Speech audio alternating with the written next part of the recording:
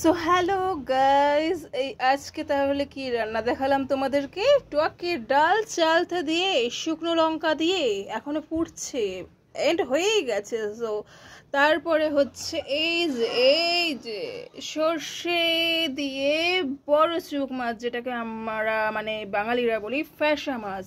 So কেমন হলো আইটেমটা অবশ্যই ভালো করে ওয়াচ করে দেখো। Love you all, tata. আজকের মতো এখানে এন্ড করছি, কালকে আবার দেখা হবে, টাটা।